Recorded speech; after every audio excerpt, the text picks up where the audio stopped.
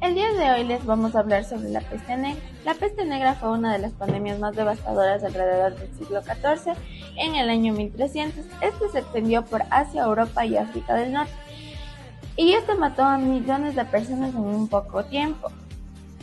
Hoy se sabe que esta pandemia se produjo por la bacteria Yersinia pestis, pero anteriormente no se daba un origen fijo, así que empezaron a crear varias teorías.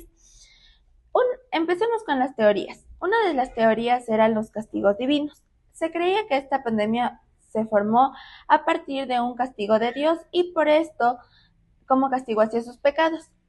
Por ello hacían oraciones, penitencias públicas y se castigaban físicamente. Este movimiento lo conocían como los flagelantes. También hubo una teoría de las fuerzas malignas. Esta teoría decía que esto era obra del diablo o bajo espíritus malos. También habían las teorías de la medicina medieval. Una de ellas eran las señales del cielo. Los movimientos de los cometas o los astros se creía que traían la enfermedad o eso era lo que producían las enfermedades. Esto se lo conocía también dentro de la medicina los miasmas como un aire contaminado por las aguas estancadas, el aire sucio. Esto se creía que esto traía la enfermedad a las personas. Estas teorías nos ayudan a ver la íntima relación que se tenía con la medicina y la astrología en ese tiempo. También había las teorías de los humores. En este se creía que la salud era un equilibrio entre la enfermedad y cuando este equilibrio se rompía, esta enfermedad aparecía.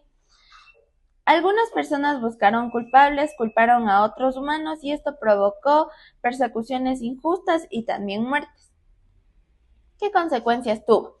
En una consecuencia cuantitativa podremos decir que murió entre el 30 y 50% de la población europea. Esto significa miles de millones de personas.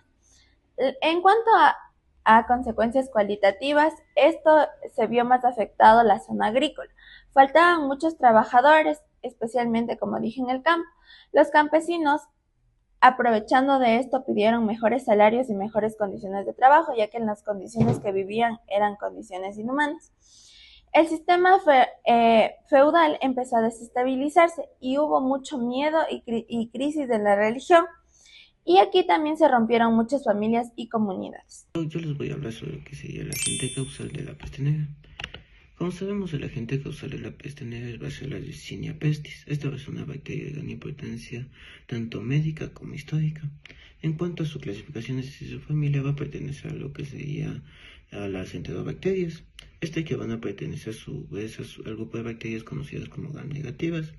Esto significa que posee una gran estructura de pared celular, conectada con una membrana externa rica en lipopolisacáridos.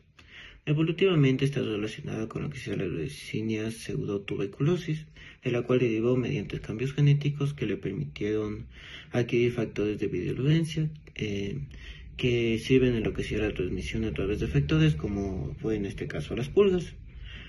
Ahí después, como respecto a su morfología, este se presenta como un cocobacilo, es decir, una forma intermedia entre el coco y el bacilo.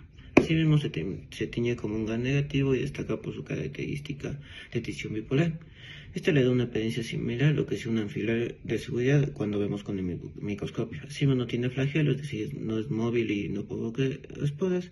Asimismo, tiene una cápsula que lo protege frente al sistema inmune, además de plásmidos que compiten genes esenciales para su patogenicidad. Ahora, en relación a su virulencia, esta bacteria cuenta con varios mecanismos. Esto ya que su cápsula le permite evadir lo que es la fagocitosis, además utiliza un sistema de secreción tipo 3, que esto inyecta proteínas directamente en las células del huésped, asimismo bloqueando la respuesta inmune, y tiene la capacidad de sobrevivir dentro de los diferentes macrófagos, lo que provoca una diseminación del organismo. Asimismo, su endotoxina induce una respuesta inflamatoria que puede llevar a lo que sería un shock. Asimismo, forma biopelículas en el intestino de las pulgas, lo que va a hacer que se favorezca su transmisión. Consciente en cuanto a sus reservorios, es decir, que la bacteria se mantiene principalmente en roedores. como pueden ser las ratas o pequeños mamíferos como son los castores. Estos animales van a actuar como fuente natural de infección que viene de la naturaleza. Y la transmisión de estos va a ser principalmente por la picadura de pulgas infectadas, que estos van a actuar como los vectores. Sin embargo, en lo que sería en su forma neumónica, como dice su nombre, puede transmitirse de una persona a otra por vías respiratorias, por gotitas respiratorias, lo que lo convierte en una forma especialmente peligrosa, la neumónica. Y finalmente, estas características explican sus principales manifestaciones clínicas, como son la peste bubónica, que va a afectar los ganglios linfáticos, la septicémica, que estos van a, cuando afectan los vasos sanguíneos, y la neumónica, que estos van a comprometer principalmente a los pulmones, haciendo que esta sea la más mortal en sí y la más común. ¿Sabías que durante siglos las personas pensaban que las enfermedades eran castigos divinos? Hoy te vengo a explicar cómo cambió completamente la forma de entender una de las enfermedades más mortales de la historia, la peste negra. En el siglo XIV, cuando apareció esta enfermedad, las personas no sabían qué la causaba. La mayoría creía que era un castigo de Dios o que se producía por un aire contaminado, lo que llamaban las miasmas. En ese tiempo no existía el conocimiento sobre bacterias ni herramientas, mucho menos cómo investigarlas, así que no podían encontrar una causa real. Por eso sus soluciones eran poco efectivas y más basadas en sus creencias. Pero todo dio un cambio drástico en 1894, cuando un científico, Alexander Yersin, hizo un descubrimiento muy importante. Él logró identificar que esta enfermedad era causada por Yersin pestis, una bacteria.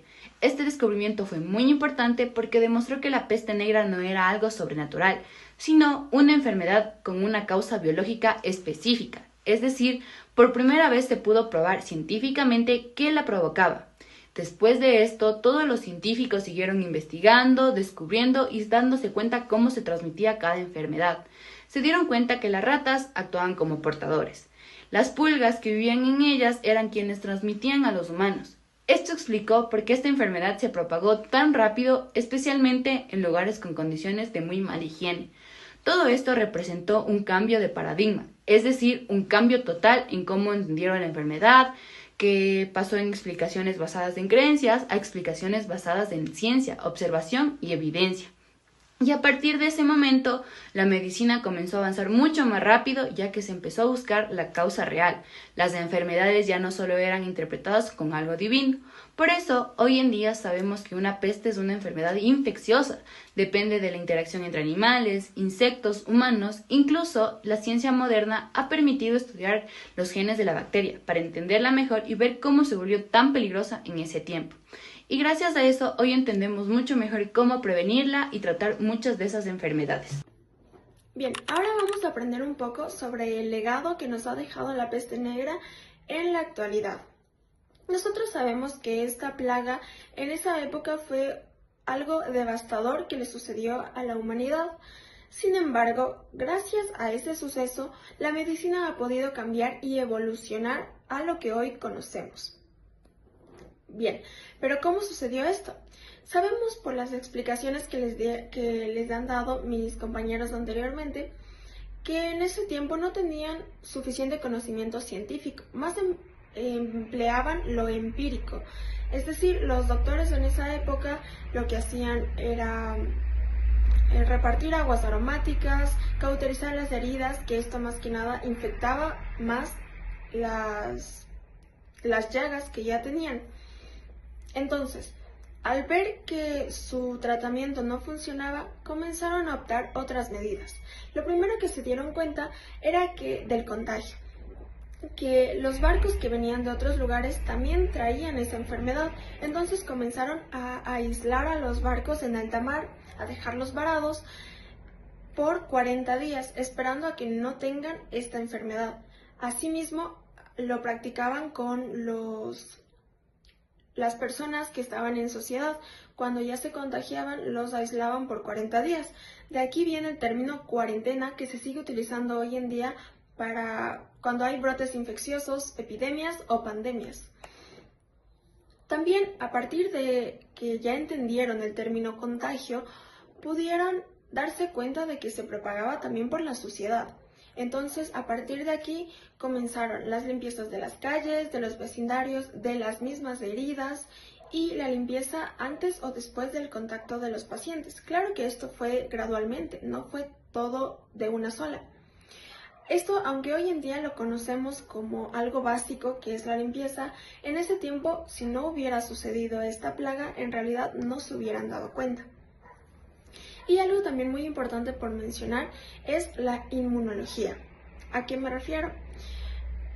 Hace muy poco, recientes estudios han demostrado que las personas que tuvieron peste negra y se lograron curar y no murieron, con el tiempo, con el paso del tiempo, cuando volvió el brote infeccioso, ya tenían una especie de inmunidad y algunos lo transmitían a sus genes. Esto en ese tiempo no se conocía, pero gracias a los estudios ha sido un gran avance.